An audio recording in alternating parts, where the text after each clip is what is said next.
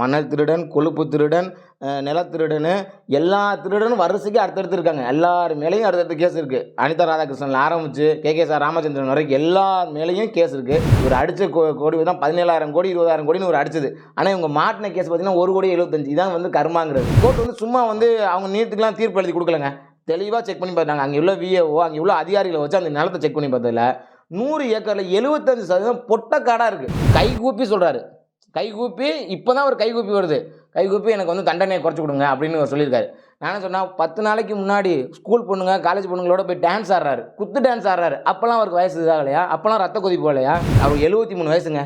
இந்த நிலமையில் அவர் மனைவியோடு சேர்ந்துக்கிட்டு இவர் செஞ்ச பாவத்துக்கு பாவம் அந்த அம்மாவும் இவரோட சேர்ந்து கடைசி காலத்தில் இப்போ ஜெயிலில் தான் கழிக்கணும். இது தேவையா? கொஞ்சம் சட்டம் தெரிஞ்சவங்க, கொஞ்சம் அரசியல் தெரிஞ்சவங்க எல்லாருக்குமே தெரியும். இந்த 3 வருஷம் தண்டனை கண்டிப்பாக 4 வருஷமோ 7 வருஷமோ ஆகுமே தவிர இதுலேருந்து குறையிறதுக்கான எந்த வாய்ப்பும் கிடையாது. ஜனவரி 22க்கு மேலே பொன்முடி ஜெயிலுக்கு போகிறது கண்டிப்பாக. அவராக போய் சரண்டர் ஆகிட்டாருன்னா டீசெண்டாக அவராக உள்ள போயிடுவார். இல்லைன்னா 22க்கு மேலே வந்து பிடிவாரண்டு போட்டு அவரை பிடிக்கிற சூழ்நிலை தான் நடக்கும் தவிர மற்றபடி இதில் வந்து பொன்முடி மேலே மனிதாபிமானம் பரிதாபப்படுறதுக்கெலாம் எந்த அவசியம் இல்லைங்க. மழை தண்ணி தேங்கினதுக்கு பாஜகவோட சதின்னு சொல்ல முடியாது. இல்லை ஆளுங்கட்சி ஏற்கனவே ஆளுங்கட்சி அந்த அதிமுக சதின்னு சொல்ல முடியாது. வேறு என்னத்தை சொல்கிறது? வானிலை அறிக்கை மேலே மழை மேலே சொல்லி பார்த்தாங்க. மழை எங்களுக்கு எச்சரிக்கை விடுத்தது வந்து ஒழுங்காக எச்சரிக்கை விடலை அப்படி இப்படின்னாங்க. இப்போ வானிலை மையத்துக்கு மேலே டேரெக்டாக பண்ணிவிட்டாங்க. அப்போ நீ 10 கோடி ஒதுக்குனீல, சூப்பர் கம்ப்யூட்டருக்கு 10 கோடி நிதி ஒதுக்குனீல, அந்த நிதி என்னாச்சு? உதயநிதி அங்கே நிவாரணத்துக்குலாம் சொல்கிறதெல்லாம் மாரி செல்வராஜுங்க. மாரி செல்வராஜ் தான் ஐஏஎஸ் ஐபிஎஸ்க்குலாம் ரூட்டு போட்டு கொடுக்குறாரு. மாரி செல்வராஜ் வந்து இது ஐஐடியில் படிச்சுட்டு வந்தார் பாருங்க. அவர் வந்து ரூட்டு போட்டு அங்கே நிற்கிது பாருங்க, அதை மீட்டுருங்க, இங்கே நிற்கிது பாருங்க, இதை மீட்டுருங்கன்னு சொல்லிட்டு உதயநிதி ஸ்டாலின் வந்து இந்த பேரிடருக்கு போய் மீட்க போகிறது தேவையில்லாத விஷயம். நான் கேட்டேன், ஏன் கேட்டீங்கன்னு ஒவ்வொரு அமைச்சர்களும் ஒவ்வொரு இடத்துக்கு போகிறதுக்கு தான் ஒரு பட்டியல் போட்டார் முதலமைச்சர் வந்து ஒரு பட்டியல் போட்டார் இந்த அமைச்சர்கள்லாம் போயின்னு. ஆனால் உதயநிதி ஸ்டாலினை சுற்றி தான் எல்லா அமைச்சர்களுமே இருக்காங்க. தாமரை டிவி நேயர்களுக்கு வணக்கம். இன்றைய விவாதத்தில் நம்முடன் இணைந்திருக்கும் சிறப்பு விருந்தினர் தமிழக பாஜக இளைஞர் அணியின் மாநில செயலாளர் திரு வடிவேலு அவர்கள். வணக்கம். வணக்கம். பாஜக காரங்களாம் ரொம்ப சந்தோஷமாக இருக்கீங்க போலயே. ஏன் இதனால சந்தோஷம் அப்படிலாம் கிடையாது. நீதி நிலைநாட்ட அவர்களுக்கு 3 ஆண்டு சிறை தண்டனை, அவர்களுடைய மனைவிக்கும் 3 ஆண்டு சிறை தண்டனை ப்ளஸ் 50 லட்சம் அபராதமும் விதிச்சிருக்காங்க. பாஜக காரங்க ரொம்ப ட்விட்டர்லலாம் தீவிரமாக பேசிக்கிட்டு இருக்கீங்க. இது வந்து சந்தோஷப்படுறோங்கிறதெல்லாம் கிடையாது. ஆனால் இதை வரவேற்கிறோம். எங்கள் தலைவர் வந்து அருமையாக சொல்லியிருக்காப்புல, இதை வந்து பாஜக வந்து வரவேற்குது அப்படின்னு சொல்கிறாப்புல. அதாவது பாமர மக்களுக்கெலாம் வந்து நீதிமன்றம் மேலே சில இடத்துல வந்து ஒரு நம்பிக்கை இல்லாமங்கிற நிலைமை போய்கிட்டு இருந்துச்சு. அந்த மாதிரியான சூழ்நிலையில் இந்த மாதிரியான ஒரு தீர்ப்பு வந்து இது ஒரு காலம் தாழ்ந்துச்சு, ஒரு 20 வருஷம் தாழ்ந்து போனால் கூட இந்த மாதிரியான சூழ்நிலையில் இந்த மாதிரி ஒரு தீர்ப்பு வந்தது வந்து அந்த மக்களுக்கு வந்து நீதிமன்றத்து மேலே திரும்ப ஒரு மரியாதை வந்துச்சு. திமுகனா தெரியும் ஊழல் கட்சி, உங்கள் ஊழல் பண்ணிக்கிட்டே இருக்காங்கன்னு நம்ம வந்து ஒரு வார்த்தையால் சொன்னால் கூட, அரசியல் கட்சிகள் சில நேரத்தில் சொன்னால் கூட திமுக ஆர்எஸ் பாரதியார் மாதிரி ஆட்கள் வந்து என்ன பதில் சொல்லுவாங்க அப்படின்னா, எங்கள் மேலே நாங்கள் ஏதாவது கன்விக்ட் ஆகிருக்கோமா, நீங்கள் வந்து என்ன வேணால் சர்க்காரியா கமிஷன் அது இதுன்னு சொல்லுவீங்க, நாங்கள் ஒரு கேஸில் கன்விக்ட் ஆகிருக்கோமா, அதாவது 2G கேஸில் வந்து கன்விக்ட் ஆகினாங்க, பட் திரும்ப சுப்ரீம் கோர்ட்டில் போயிட்டு வாதாடி வந்து குற்றவாளி இல்லைங்கிற மாதிரி வந்துட்டாங்க.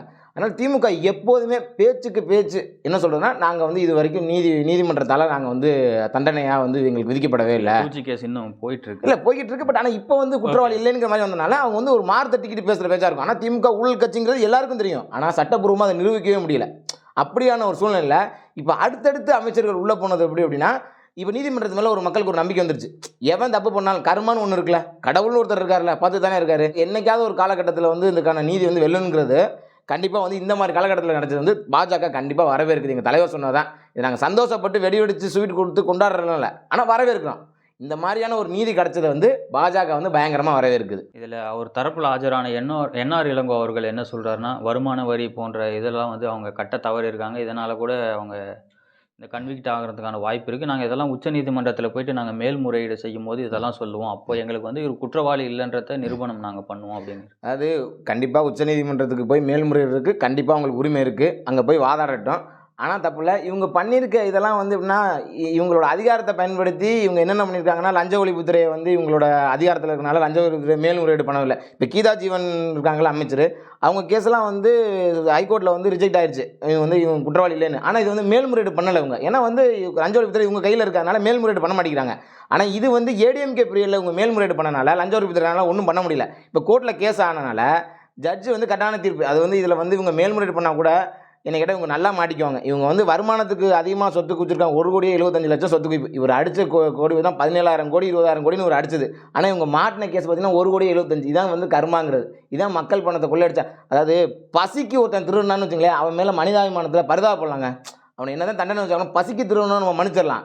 ஆனால் பேராசை பணத்தாசையில் ஒருத்தன் ஆட்டை போகிறான் பார்த்தீங்களா, அதை வந்து நம்ம மன்னிக்கவே முடியாது. இந்த நீதிமன்றம் வந்து இந்த 3 ஆண்டு தண்டனை கொடுத்துங்கிறது என்னை கேட்டால் மேல்முறையீடு போனாங்கன்னா 7 ஆண்டு, அதிகபட்ச தண்டனை 7 ஆண்டு கொடுப்பாங்க. நீங்கள் தெளிவாக எடுத்து பார்த்தீங்கன்னா இவங்ககிட்ட வந்து இவங்க கொடுத்துருக்க அஃபிடேவிட்டில் பார்த்தீங்கன்னா எங்ககிட்ட 100 ஏக்கர் நிலம் இருக்குது. அந்த 100 ஏக்கர் நிலத்தில் தான் நாங்கள் வந்து விவசாயம் பண்ணி நாங்கள் இந்த மாதிரி வணிகத்தில் ஈடுபட்டு எங்களுக்கு வந்து அதை வந்து இவங்க மெயினாக என்ன சொல்லியிருக்காங்கன்னா வேறு எதுவும் கணக்காட்டினா பில் கொடுக்கணுங்கிறக்காண்டி விவசாயத்தில் எனக்கு வந்த வருமானம்னு சொல்லிட்டாங்க. எங்கள் மனைவி பேரில் இருக்க விவசாயத்தில் வந்த பணம்னு.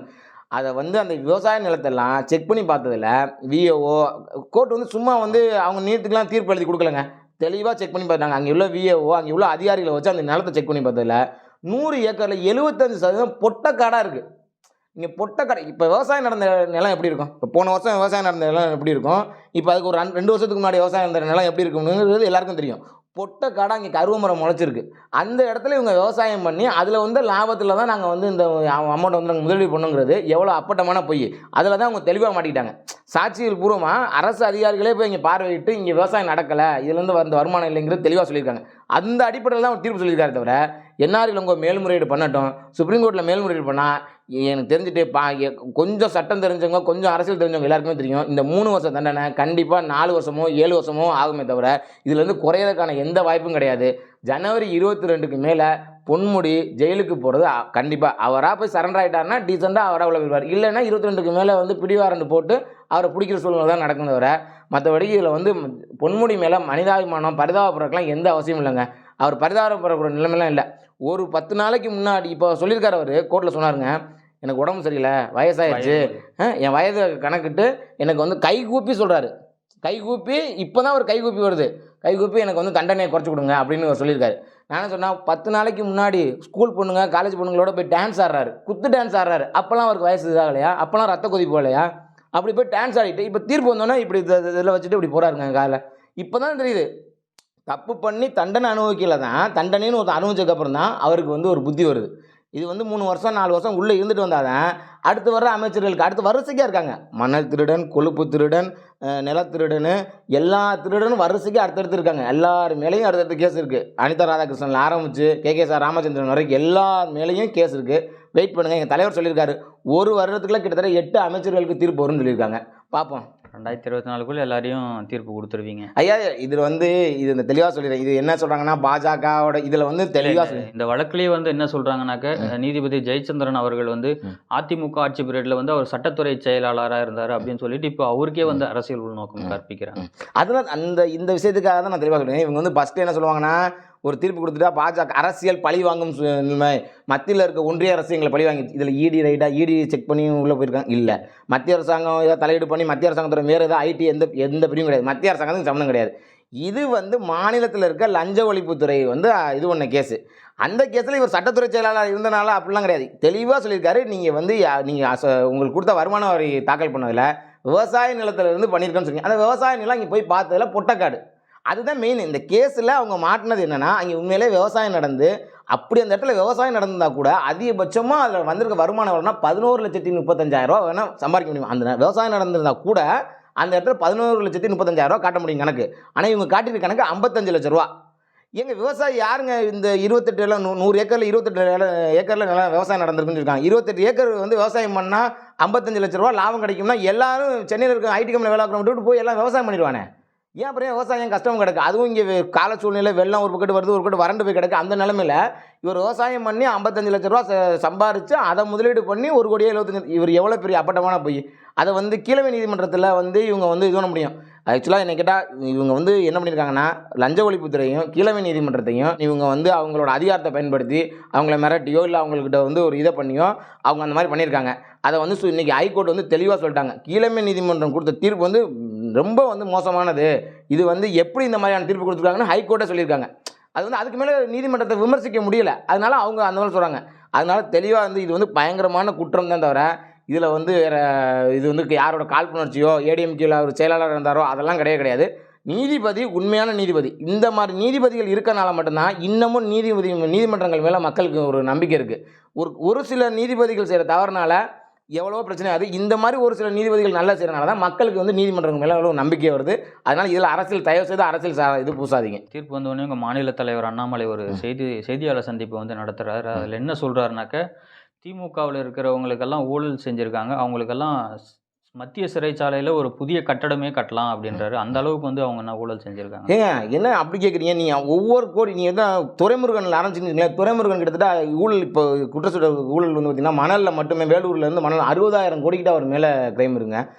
அடுத்து பார்த்தீங்கன்னா 30,000 கோடிக்கு வந்து இவர் உதயநிதி ஸ்டாலின் மேலே அவரே சொன்னார். பிடி தியாகராஜனே சொன்னாப்ல 30,000 கோடிக்கிட்ட அவர் ஊழல் பண்ணியிருக்காரு. திருடனுக்கெல்லாம் திருடன் செந்தில் பாலாஜி அவர் 2,000 கோடிக்கிட்ட ஊழல் பண்ணியிருக்காரு. இவர் பொன்முடியெலாம் கணக்கே கிடையாது. இவங்க பண்ண காசெல்லாம் நீங்கள் கலெக்ட் பண்ணீங்கன்னா கிட்டத்தட்ட நீங்கள் இந்தியாவுக்கு இருக்க உலக நாடுகளில் இந்தியா வாங்கியிருக்க கடனே அடைச்சிடலாம். அந்த அளவுக்கு இவங்க வந்து ஆட்டை போட்டு வச்சுருக்காங்க.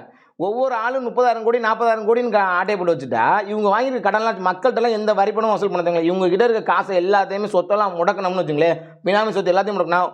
உலக வங்கிக்கு இந்திய அரசாங்கம் கொடுக்க வேண்டிய எல்லா காசையுமே கொடுத்துடலாங்க. அந்த அளவுக்கு அடங்கி வச்சுருக்காங்க.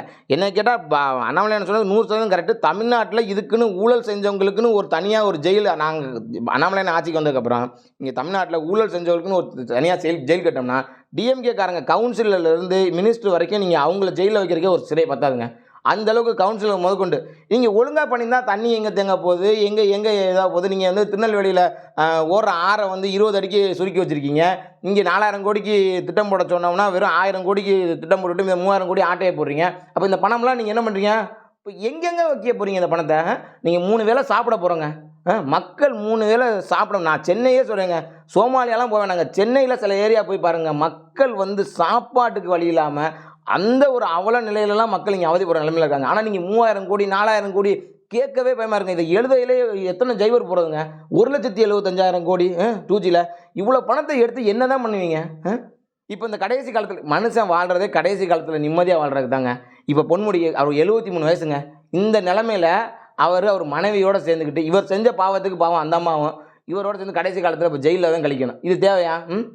கர்மான்னு ஒன்று இருக்குது, கடவுள்னு ஒன்று இருக்காங்க, பார்த்துக்கிட்டு தான் இருக்காங்க. நீங்கள் இனிமேலாவது திமுக அமைச்சர்கள் இன்னொரு 7 அமைச்சர் உள்ளே போகிறீங்க, மீதி இருக்க அமைச்சர்களாவது இப்போ புதுசாக வந்திருக்க அடுத்தடுத்த அமைச்சர்களாவது இந்த மாதிரியான ஊழலாம் பண்ணக்கூடாதுங்கிறது இதுதான் வேண்டுகோள். வேறு என்ன பண்ண முடியும்? கடந்த 19ஆம் தேதி டெல்லியில் வந்து ஒரு இந்தி கூட்டணி சார்பாக ஒரு மீட்டிங் நடக்குது. அந்த கூட்டத்தில் பீகார் முதலமைச்சர் நிதிஷ்குமார் அவர்கள் வந்து ஹிந்தியில் பேசுகிறாரு. அப்போ டிஆர் பாலு குறுக்கிட்டு எங்களுக்கு வந்து மொழிபெயர்ப்பு வேணும் அப்படின்னு சொல்கிறாரு. அதுக்கு நிதிஷ்குமார் வந்து ஹிந்தி வந்து தேசிய மொழி, எல்லாரும் கற்றுக்க வேண்டியது அவசியம் அப்படின்ற ஒரு பதில் சொல்லியிருக்காரு. எதுக்கெடுத்தாலும் ஹிந்தியில் பேசிட்டாக்க திமுக வந்து இங்கே எவ்வளோ பெரிய போராட்டம் பண்ணுவாங்கன்னு நமக்கு எல்லாருக்கும் ஊரறிஞ்சது. இப்போது இந்த திமுக வந்து சைலண்ட்டாக இருக்காங்கல்ல. அதாவது அடி மேலே அடி இடி மேலே இடின்னு சொல்லுவாங்க. திமுகவுக்கு பாவம் நேரமே என்னதில்லை, சரியில்லைன்னு எல்லா பக்கத்தும் இல்லைங்க அமையுது. திமுக வந்து போலி ஹிந்தி பிரச்சாரம் பண்ணிக்கிட்டு இருக்க ஆளுங்க. இங்கே வந்து தமிழ் தான் அதுதான் இதுதான் அப்படின்னு சொல்லிக்கிட்டு இருந்த ஆளுங்க. மோடி வந்து அமித்ஷா வந்து ஹிந்தி நாளில் ஹிந்திக்குன்னு ஒரு நாள் இருக்குது, ஹிந்தியை வந்து பிரகடனம் பண்ணி இந்தியா பூரா பேசக்கூடிய அந்த நாளில் ஹிந்தி எல்லாரும் கற்றுக்கணும்னு சொன்னதுக்கே ஆச்சா பூச்சா நாங்கள் வந்து ஹிந்தி தெரியாது போங்கடான்னு சொல்லி இங்கே 4-5 இந்த சினிமா ஆர்டிஸ்டெல்லாம் வச்சு டிஷர்ட் அடிச்சுக்கிட்டு ஹிந்தி தெரியாது போங்கடான்னு சொல்லி பயங்கரமாக ட்விட்டரில் ட்ரெண்ட் பண்ணிக்கிட்டு 200 ஊபிஸை வச்சு இப்படிலாம் நீங்கள் பண்ணிக்கிட்டு இருந்த ஆளுங்க இப்போ போயிட்டு டெல்லியில் போயிட்டு மொக்கை வாங்கிட்டு வந்திருக்காங்க. நிதிஷ்குமார் கேவலமாக கேட்டார், இது இந்தியாவில் தானே இருக்க, இந்தியாவோட வந்து தாய்மொழி வந்து நீங்கள் ஹிந்தி தான், நேஷனல் லாங்குவேஜ் வந்து ஹிந்தி தான், நீங்கள் ஏன் ஹிந்தி கற்றுக்கல, ஹிந்தி கற்றுக்கிட்டு வாங்க அப்படின்னு. டிஆர் பால் கேட்குறாரு, நீங்கள் ஹிந்தியில் பேசுகிறீங்க டிரான்ஸ்லேட் பண்ணுங்கள், எங்கள் தளபதிக்கு புரியலன்னு. தளபதிக்கு தமிழும் ஒழுங்காக புரியாது, அது வேறு விஷயம். ஆனால் தளபதிக்கு புரியாது, நீங்கள் தமிழில் டிரான்ஸ்லேட் பண்ணுங்கன்னு அவர் கேட்குறாரு. அதுக்கு நிதிஷ்குமார் சொல்கிறார், ஏப்பா ஹிந்தி கற்றுக்குங்க, ஹிந்தி கற்றுக்காமல் இருக்கீங்க வந்து உட்காந்துருக்கீங்க, ஹிந்தி வந்து இந்தியாவோட நேஷனல் லாங்குவேஜ் அப்படின்றாரு. அப்போ அங்கே நீ உண்மையான ஆளாக இருந்தால் நீ அங்கே கேட்கணும்ல, ஏன் நாங்கள் ஹிந்தி கற்றுக்கணும், நீ தமிழ் கற்றுக்கன்னு சொல்ல வேண்டியதானே. அங்கே சொன்னால் உன்னை புரடியிலே அடித்து காட்டிடுவாங்க. அதனால நீ என்ன பண்ணுற, அங்கே கப்பு சிப்புன்னு இருந்துட்டு வந்து இனி சீனு பூரா என்ன தெரியுமா, கும்மிடிப்பட்டியை தாண்டினதுக்கு அப்புறம் தான் சீனு. கும்மிடிப்பட்டியை தாண்டிட்டோன்னு வச்சுங்களேன் அப்படியே சரண்டரு, அப்படியே சோனியா காந்திக்கும் ராகுல் காந்திக்கும் அப்படியே சரண்டர் ஆகிட வேண்டியது. அப்படியே போய்ட்டு அங்கே போய்ட்டு வந்து சரிங்க ஒரு டிஆர் பால் வாயே திறக்கல, அப்படியே ஸ்டாலின் வந்து அப்படியே தலையை குனிஞ்சிட்டு உட்காந்துட்டு அப்படியே வெளில வர்றாரு. ஹிந்தி தெரியும் இங்கே கும்மிடிப்பட்டி தாண்டினா இங்கிட்ட வந்து அப்படியே ஹிந்தி தெரியாது போங்கடாடே, நாங்கள் தமிழ்காரங்கடா தமிழில் தான் பேசுவோம் அப்படி இப்படின்னு நீங்கள் வந்து டான்ஸாக போடுறது டீஷர்ட் அடித்து எல்லாருக்கும் கொடுக்க வேண்டியது. அப்படியே இங்கே கும்மிடிப்பட்டி தாண்டிட்டோம்னு வச்சுங்களேன் அப்படியே வந்துட்டு அப்படியே கொட்டி பாம்பா என்ன பேசுகிறாங்க ஏது பேசுகிறாங்கன்னு புரியாது. அவங்க எல்லாம் ஹிந்தியில் தான் பேசுவாங்க, இங்கிலீஷில் கூட பேச மாட்டாங்க. அங்கெல்லாம் நீங்கள் தாண்டிட்டீங்கன்னு வச்சுங்களேன் எல்லாம் ஹிந்தியில் தான் பேசுவாங்க. இவங்க வந்து அப்படியே தலை கொஞ்சம் நீ வந்து என்னன்னா நீ வந்து உண்மையான ஆள்னா உன் பேரன் பேத்தியெல்லாம் நீ படிக்க வச்சிருக்கல. தயாநிதி மாறன் ஹிந்தி பேசுகிறாரு, நேற்று கூட பார்த்தேன் தயாநிதி மாறன் ஹிந்தி பேசுகிறாரு. இங்கிட்ட எல்லா உங்களோட அமைச்சர்களில் நான் இப்போ படித்த அமைச்சர்கள் பார்த்தா 4-5 பேர் ஹிந்தி பேசுகிறாங்க. உங்களோட பேரன் பேத்திகள் இங்கே ஹிந்தி பேசுகிறாங்க. நீ ஏன் பொதுமக்கள் ஹிந்தி கற்றுக்கிறதுல என்ன ஆகுது? ஹிந்தி கற்றுட்டா அவன் பேசுகிறது நார்த் இந்தியாவில் இருக்கவங்க பேசுகிறது புரிய போகுது. நமக்கும் அவங்களுக்கும் ஒரு மொழி தான், கம்யூனிகேஷன் தான்.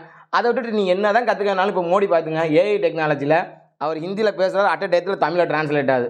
ஓகேவா அண்ணாமலைன்னு கேட்டார். இப்போ பார்த்தீங்கன்னா அந்த வீடியோ ரொம்ப ட்ரெண்ட் ஆச்சு. அந்த டெக்னாலஜிலாம் வந்துருச்சு. நீ இன்னமும் எங்களை வந்து ஏமாற்றிக்கிட்டு இன்னமும் வந்து நீ என்னென்னலாம் ஏமாத்துகிற வழியில் அதில் முதல் வழி வந்து திமுகவுக்கு வந்து ஹிந்தியை கற்றுக்கக்கூடாது, ஹிந்தியை வச்சு அரசியல் பண்ணுறது. இப்போ அசிங்கப்பட்டு நிதிஷ்குமார்கிட்ட அசிங்கப்பட்டு இங்கே வந்து உட்காந்துருக்காரு. அதான் திமுகவுக்கு வந்து இப்போ வந்து நேரமே வந்து இந்த சனி பயிற்சி அதை சொல்லுவாங்களே அந்த மாதிரி அவருக்கு வந்து நேரமே வந்து ஒரு மாதிரி அவசகுணமாக நடந்துக்கிட்டு இருக்கு. அதான் உண்மை. இதில் வேடிக்கையான விஷயம் என்னன்னாக்க, கோவாவில் ஒரு பெண்மணி போயிட்டு விமான நிலையத்தில் வந்து அந்த அதிகாரி வந்து என்னை கட்டாயமாக ஹிந்தியில் பேசணும் அப்படின்ற மாதிரி வற்புறுத்தினாங்கன்னு சொல்லிட்டு ஒரு பெண்மணி குற்றச்சாட்டு வச்சாங்க. அதுக்கு கனிமொழி அவர்கள் எல்லாம் வந்து கண்டனம் தெரிவிச்சிருக்காங்க. ஆனால் இந்த விஷயத்துக்கு கனிமொழி அவர்கள் வந்து எந்த ஒரு பதிலும் தெரியும். அது எப்படி சொல்லுவாங்க? கனிமொழி ஏகப்பட்ட விஷயம் சொல்லியிருக்காங்க. கனிமொழி வந்து திமுக ஆட்சிக்கு வந்தோன்னா கையெழுத்து டாஸ்மாகை வந்து நாங்கள் இழுத்து மூடுவோம், தாலி மக்கள் வந்து எவ்வளோ தாலிகள் வந்து அருந்து போச்சு அப்படின்னு சொன்னவங்க தான் இந்த கனிமொழி. இப்போ கேட்டிங்கன்னா நான் எப்போ சொன்னேன்னு சொல்லுவாங்க. அப்போ அதுக்கு முன்னாடி பார்த்தீங்கன்னா ஹிந்தியை பற்றி பேசையில் வந்து இந்த மாதிரி ஏர்போர்ட்டில் தான் பொதுமக்கள் யாராவது ஒரு பிரச்சனை நடந்துச்சுன்னு வச்சுங்களேன், இதுக்கு முன்னாடி தமிழிசை மேடம் இருக்காங்களா, அவங்க ஏர்போர்ட்டில் போயில கூட ஒரு பொண்ணு இருந்துச்சு கற்றுனாங்க. எல்லாமே வந்து இந்த திராவிட மாடலில் வந்து அந்த சாயல் உள்ளவங்க தான் அந்த மாதிரி பண்ணுவாங்க. இந்த நீங்கள் சொன்னீங்களா பெண்ணு வந்து பேட்டி வந்து ஏர்போர்ட்டில் பிரச்சனை ஆச்சுன்னா அந்த பொண்ணு பாருங்களேன் வேறு எந்த சேனல் பேட்டி எடுத்துக்காது, நேராக பார்த்தா சன் டிவிக்கு தான் பேட்டி கொடுத்துருப்பாங்க. நான் பார்த்தேன், அது சன் டிவி தான் பேட்டி எடுத்தாங்க. நீ ஏன்னா மற்ற எல்லாருக்கும் தெரியும் இது வந்து ஒரு சாதாரண விஷயம். ஹிந்தி தெரியாதாமான்னு ஒருத்தர் கேட்டிருக்காங்க, முடிஞ்சு வச்சுக்க எனக்கு ஹிந்தி தெரியாது தமிழும் தெரியும், மற்றவங்க யாரும் விமானத்தில் போனதே இல்லையா, டெல்லி போகிறோம். அந்த பிரச்சனையை கனிமொழி அவர்களே விமான நிலையத்தில் ஃபேஸ் பண்ணதாக கூட கடந்த காலம். நீங்கள் கனிமொழி சொல்கிறதெல்லாம் அப்போ நீங்கள் கனிமொழி சொன்ன கணக்கெலாம் நீங்கள் எடுத்து பார்த்தீங்க அப்படின்னு வச்சுங்களேன், எதுவுமே நீங்கள் அப்போ டாஸ்மாகை மூடுவோம், நாங்கள் ஆட்சிக்கு வந்தோன்னே டாஸ்மாகை மூடுவோம்னாங்க. நாங்கள் வந்தோன்னே நீட் எக்ஸாம் கையெழுத்து நீட் எக்ஸாமை வந்து தடை பண்ணுவோம்னாங்க. நீட் எக்ஸாம் தடை பண்ணிட்டாங்களா? டாஸ்மாகை மூடிட்டாங்களா? 24 மணி நேரம் சரக்கு ஓடுதுங்க. நீங்கள் வெளில போய் பாருங்கள், உண்மையிலே 10 மணி நேரம் 12 மணி நேரம் ஓட வேண்டிய டாஸ்மாக் 24 மணி நேரம் ஓடுது. அது கனிமொழிக்கு தெரியாதா? இவங்களோட அரசியலே என்ன தெரியுமா? இவங்களோட அரசியலே ஹிந்தி தாங்க. தமிழ்நாட்டு மக்களை அப்படியே பாம்பு வந்து ஆடையில் அந்த பாம்பாட்டி வந்து அப்படி இதுன்னு தெரியுமா?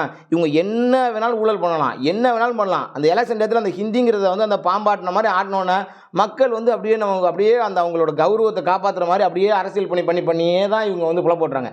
இவங்க வேறு எதுலேயும் அரசியல் பண்ண மாட்டாங்க. நாங்கள் அந்த திட்டம் பண்ணிட்டோம். மோடி சொல்கிறார் பார்த்தீங்களா, நான் இது உலக பொருளாதாரத்தை 3வது உலக பொருளாதாரத்தில் இந்தியா 3வது இடத்துக்கு வருங்கிறாரு. நான் வந்து சொன்ன வாக்குறுதி எல்லாம் நிறைவேற்றிருக்கேன். என்ன வாக்குறுதி? 370 எடுத்திருக்கேன். நாட்டில் வந்து காஷ்மீர் வந்து இன்றைக்கி வந்து மிக பாதுகாப்பான ஒரு இதாக மாற்றி கொடுத்துருக்கேன். அவரோட இதெல்லாம் பாருங்கள், நாட்டை எவ்வளோ முதலமைச்சர் சொல்கிறாருல, தமிழக பொருளாதாரம் 1 ட்ரில்லியன் அளவுக்கு நாங்கள் நீங்கள் சொன்னோன்னா நான் சொல்கிறேன் தெரியுப்பா. ஒரு காலத்தில் வந்து உத்தரப்பிரதேசம் வந்து ரொம்ப பின்தங்கிய மாநிலமாக இருந்துச்சு. இப்போ உத்தரப்பிரதேசம் இந்த நாட்டோட எத்தனாவது பொருளாதாரத்தில் இருக்குது தெரியுமா? நம்ம வந்து 2வது பொருளாதாரத்தில் இருந்தோம். தமிழ்நாடு மகாராஷ்டிரா 15.2 முதல் பொருளாதாரம். தமிழ்நாடு அடுத்து இருந்துச்சு, 2வது இடத்துல தமிழ்நாடு இருந்துச்சு. இப்போ ஒரு வாரத்துக்கு முன்னாடி யோகி ஆதித்யநாத் வந்து முன்தள்ளி உத்தரப்பிரதேசம் 2வது இடத்துக்கு போயிடுச்சு. 9.2ல் வந்து உத்தரப்பிரதேசம் வந்து 2வது இடத்துக்கு போயிடுச்சு. தமிழ்நாடு 3வது இடத்துக்கு போயிடுச்சு. நீ கிண்டல் பண்ணிடலாங்க. உத்தரப்பிரதேசம் பீகார் என்ன அது அவங்கெல்லாம் என்னை பார்க்க போட்டு துப்பிக்கிட்டு எச்சரிக்கை. அவன் உன்னை முன்னாடி போயிட்டான், நீ பின்னாடி போயிட்ட. யாரும் ஹிந்தி பேசுகிற மாநிலத்தோட நீ பின்னாடி போயிட்ட. நீ எங்கே பொருளாதாரத்தை முன்னேற? நீ ஆட்டையை போடுறதுலையும் நீ வந்து டெவலப் பண்ணாத போனதுல தானே இது. நீங்கள் வந்து இங்கே வந்து டெவலப்மெண்ட்லாம் வந்து டிஎம்கே எதுவுமே டெவலப்மெண்ட் பண்ணுங்க. இலவசம் கொடுத்துருக்குங்க, இலவசம் எல்லாத்துக்கும் இலவசம் அறிவிக்கிறேன். 1000 ரூபா கொடுக்குறவங்க இலவசம். இந்த மாதிரி இலவசத்தை அறிவிச்சு இங்கே கஜானாவை காலி பண்ணி வச்சு இவங்க கொஞ்சம் காசை இலவசம் அறிவிக்கிறாங்க, கொஞ்சம் காசை வந்து இவங்க ஆட்டையை போடுறாங்க. அதனால் இவங்க எங்கே டெவலப் ஆக போகுது பொருளாதாரம்? அங்கே சட்டம் ஒழுங்கு கரெக்டாக இருக்குது, அங்கே அதனால் பொருளாதாரம் மேலே போகுது. இங்கே சட்டம் ஒழுங்கு சந்தி சிரிக்குது, அதனால இப்போ பின்னால் போய்கிட்டு இருக்குது. அவ்வளோதான், தவிர இங்கே எந்த டெவலப்மெண்ட்லாம் கிடையாது.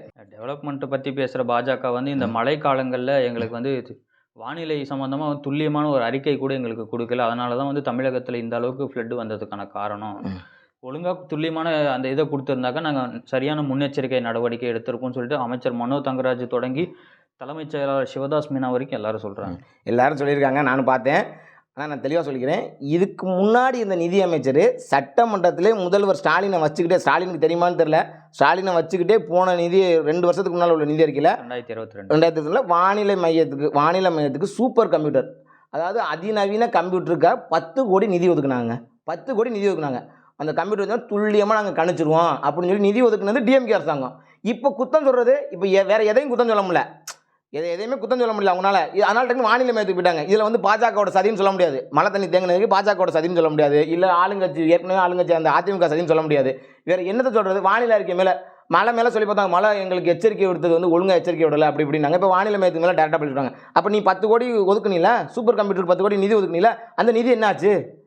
அந்த நீதிராஜ் நீ தான் ஒதுக்குனீங்களப்பா ஃபண்டு, ஏன் நீ மத்திய அரசுக்கு கோல சொல்கிற? நீங்கள் ஒதுக்குன மாதிரி எல்லா அவங்க தெளிவாக சொல்லிட்டாங்க. எல்லா இடத்துலையுமே இது வந்து மழையை பொறுத்த வரைக்கும் வானிலை மையம் தெளிவாக சொல்லுது. அந்த பேட்டியை பார்த்தேன்.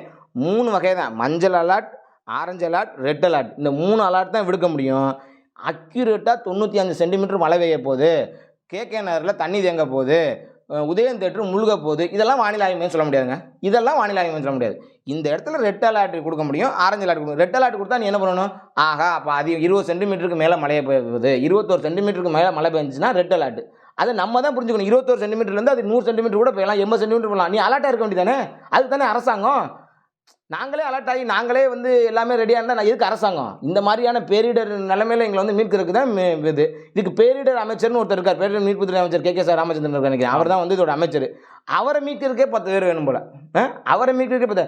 நீங்கள் எந்த துறைக்கு எந்த மாதிரியான அமைச்சரை போடணும்? இதெல்லாம் வந்து அவர் ஒரு அனுபவமான ஆளாக இருக்கலாம். ஆனால் அவரை தூக்கி வேறு ஏதோ ஒரு ஆவினுக்கோ அந்த மாதிரி உள்ளே இருக்கிறதுக்கான ஒரு அமைச்சராக போடலாம். தவிர பேரிடர் மீட்புக்கெலாம் வந்து ஒரு ஆக்டிவான ஆளுகளை போடணும். உங்களுக்கு ஒரு பிரச்சனை நடந்துச்சுன்னா அந்த இடத்துல வந்து ஒரு மினிஸ்டர் போயிட்டு ஆய்வு பண்ணணும். இவரை பாதுகாக்கிறதுக்கே 10 அதிகாரிகள் இருக்குது. இவரெல்லாம் வயசான காலத்தில் அவரால் நடக்க முடியல, பண்ண முடியல. நம்ம வந்து ஒரு அவரை வந்து ஒரு இது பண்ணணுங்கிறதுக்காக நான் சொல்லலை. ஆனால் நான் தெளிவாக சொல்கிறேன், இந்த மாதிரி அமைச்சர்கள்லாம் ஒரு 50 வயசுக்கு கீழே உள்ளவங்கள போடணும். கொஞ்சம் ஆக்டிவ், ஒரு எக்ஸ்பீரியன்ஸாகவும் இருக்கணும், கொஞ்சம் ஆக்டிவாக இருக்கக்குள்ள ஆளை போகணும். அவரை மீட்கிறதுக்கு ஆக்டிவாக இருக்கிற உதயநிதியை வந்து முதலமைச்சர் வந்து களத்துக்கு போய் சொல்லி அங்கே நிவாரண பணிகள்லாம் மேற்கொண்டு அவர் வந்து நிவாரண பணி, அவர் அங்கே உதயநிதி அங்கே நிவாரணத்துக்குலாம் சொல்கிறதெல்லாம் மாரி செல்வராஜுங்க. மாரி செல்வராஜ் தான் ஐஏஎஸ் ஐபிஎஸ்க்குலாம் ரூட்டு போட்டு கொடுக்குறாரு. மாரி செல்வராஜ் வந்து ஐஐடியில் படிச்சுட்டு வந்தார் பாருங்க. அவர் வந்து ரூட்டு போட்டு அங்கே நிற்கிது பாருங்க, அதை மீட்டுருங்க, இங்கே நிற்கிது பாருங்க, இதை மீட்டுருங்கன்னு சொல்லிட்டு அதிகாரி ஐஏஎஸ் ஐபிஎஸ் படித்தவர்கள் தெரியாது. மாரி செல்வராஜை கூப்பிட்டு கேட்குறாரு இவர். மாரி செல்வராஜை கூப்பிட்டு தான் உதயநிதி ஸ்டாலின் சொந்த அறிவு இருந்தால் தானே. சொந்த அறிவு இருந்தால் நீங்கள் என்ன பண்ணணும்? நீ ஒரு அமைச்சர், அதுவும் பொறுப்பு உங்கள் அப்பா முதலமைச்சர். இந்த மாதிரி நேரத்தில் நீங்கள் என்ன பண்ணணும்? எந்தெந்த இடத்துல பிரச்சனை இருக்குங்கிறத அதிகாரிகள்கிட்ட கேட்டு தெரியணும். அதிகாரிகளுக்கு ஆர்டர் போடுறது மாரி செல்வராஜ் அவர்கள் வந்து அந்த சொந்த ஏரியாக்காரர் எந்தெந்த ஏரியாவில் எப்படி வழித்தடங்கள் போகும், எவ்வளோ தண்ணி தேங்கி இருக்குன்றது அவருக்கு தெரியும். ஏன்னா திருநெல்வேலி தூத்துக்குடி ஃபுல்லாகவே வந்து மாரி செல்வராஜ் ஒரு கிராமத்தில் பிறந்திருக்காரு. இப்போ தூத்துக்குடி திருநெல்வேலியில் எல்லா இடமே தூத்துக்குடி திருநெல்வேலி 2 மாவட்டமும் மூழ்கிருச்சு. சொல்லப்போனால் தூத்துக்குடி ரொம்ப பாதிக்கப்பட்டிருக்கு. அந்த இடத்துலலாம் ஒரு பாதிக்கல. மாரி செல்வராஜ் ஃபோன் அடிச்சிட்டாரான். நான் பார்த்தேன் சார், நான் ஃபோன் அடித்து உடனே உதயநிதி ஸ்டாலின். மாரி செல்வராஜ் ஃபோன் அடித்தா உதயநிதி ஸ்டாலின் எங்கே இருந்தாலும் எங்கே வேணாலும் தாண்டி போவார் வெள்ளத்தில். அதை தாண்டி எத்தனை கிராமங்கள் இருக்குது. அதை நீ ஒரு நாள் முழுக்க மாரி செல்வராஜோட தான் உதயநிதி சுற்றினார். பார்த்தோம், ஒரு நாள் முழுக்க அந்த அவர் மாரி செல்வராஜோட சுத்தார். அவருக்கு ஒரு பட வாய்ப்பு இவர் கொடுத்தாருங்க. மாரி செல்வராஜ்கிட்ட உதயநிதி ஸ்டாலின் வந்து எனக்கு கடைசி படம் இல்லை, நான் இது வரைக்கும் நடிச்ச படம் எதுவும் ஓடலை, கொஞ்சம் ஒரு நல்ல படமாக எடுத்து கொடுங்கன்னு இவர் போய் ஒரு உதவி கேட்டாருங்க. அந்த உதவிக்கு மாற்றா இவர் கூப்பிட்டனால அந்த கிராமத்துக்கு இவர் ஓடுறாரு. ஏன் மற்ற இடங்கள்லாம் பாதிப்படலையா?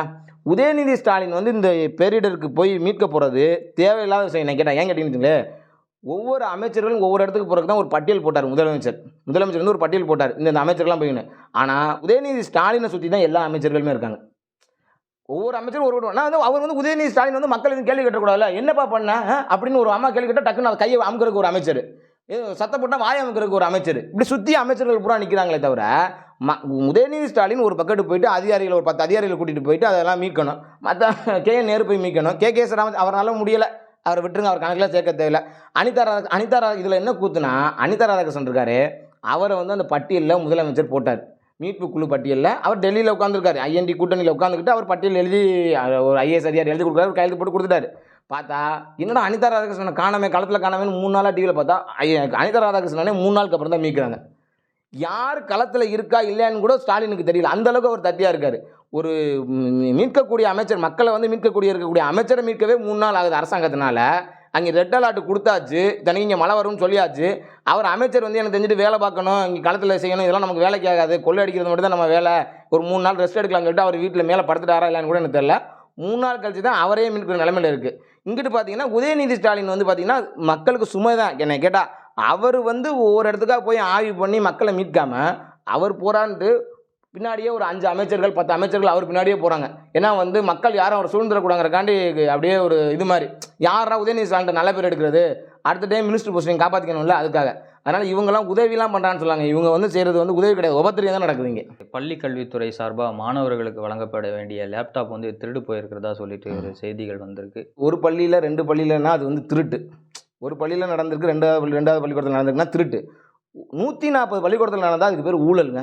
140 பள்ளிக்கூடத்தை ஊழல் பண்ணுறது திமுகவுக்கு ஒரு சாதாரண செயல். 140 பள்ளிக்கூடத்தில் நடந்திருக்கு. கிட்டத்தட்ட என்னை கேட்டால் இது வந்து ஹெட் மாஸ்டர் அந்த 140 ஸ்கூலில் இருக்காங்க, 140 ஸ்கூலோட ஹெட் மாஸ்டரும் அந்த துறையோட அமைச்சர்களும் சேர்ந்து, யார் உதயநிதி ஸ்டாலினோட ஃப்ரெண்டு தான் வந்து அதுக்கு அமைச்சராக இருக்காப்புல, இவங்கெல்லாம் சேர்ந்து இதெல்லாம் வந்து ஊழல் பண்ணி இந்த லேப்டாப்லாம் காலியாக போச்சு, இந்த வெள்ள நேரத்தில் வந்து இந்த வெள்ளம் நடந்துட்டு இருக்க நேரத்தில் வந்து யாருக்கு தெரிய போகுது என்ன தெரிய போகுங்கிற மாதிரி இவங்க பிளான் பண்ணி இந்த 140 ஸ்கூலையும் அட்டை போட்டாங்க. உண்மையிலே இதுக்கு வந்து அந்த 140 ஸ்கூலோட ஹெட் மாஸ்டரையும் சஸ்பெண்ட் பண்ணி விசாரணை பண்ணோம்னா எப்படி உனக்கு காணாமல் போச்சு? எப்படி ஒரே நேரத்தில் 140 ஸ்கூலில் காணாமல் போகும் சொல்லுங்கள்? ஒரு ஸ்கூலில் காணாமல் போகும், 2 ஸ்கூலில் 140 ஸ்கூலில் காணாமல் போகும், என்ன ஆச்சு? கிட்டத்தட்ட கணக்கு பண்ணால் கிட்டத்தட்ட 1500 2000 லேப்டாப் கிட்ட காணாமல் போயிருக்கு. 2000 லேப்டாப்போட வேல்யூ என்னாச்சு? குழந்தைங்க அந்த +2 படிக்கிற குழந்தைங்க அடுத்து அவங்களோட கல்வியை வந்து தொடரணும், இப்போ காலேஜ் போனால் அதை கற்றுக்கணும் அப்படிங்கிற அந்த இடத்துல கொடுக்கக்கூடிய இலவச கணினி, அது கூட அந்த அம்மா ஆரம்பிச்சு வச்ச திட்டம். அந்த இதை கூட நீங்கள் ஆட்டையை போட்டு அதில் கூட ஊழல் பண்ணணும்னு நினைக்கிறீங்கன்னா எவ்வளோ கேவலமான விஷயம் பாருங்கள். இதை வந்து உண்மையிலே இந்த அரசாங்கம் வந்து ஒரு மனிதாபிமானம் எல்லாம் இருக்குது அப்படின்னா இதுக்கு வந்து ஒரு விசாரணை அமைச்சு ஹெட் மாஸ்டர் சஸ்பெண்ட் பண்ணி யார் வந்து இதுக்கெல்லாம் இது பண்ணால் தொடர்பு உண்டான்னு சொல்லி எல்லாரையும் கணக்கு பண்ணோம்னா கண்டிப்பாக இதுக்கான இது வந்து வெளியே வரும். இது வந்து மீடியா கொஞ்சம் சொன்னனால இது வெளியில் வந்திருக்கு. மற்றபடிக்கு இந்த மழை விஷயம் வரவும் இது அப்படியே இதாகி போச்சு. இது கண்டிப்பாக வந்து அண்ணாமலையை வந்து கையில் எடுத்து கண்டிப்பாக இதை வந்து கொண்டு வருவாப்புல கண்டிப்பாக.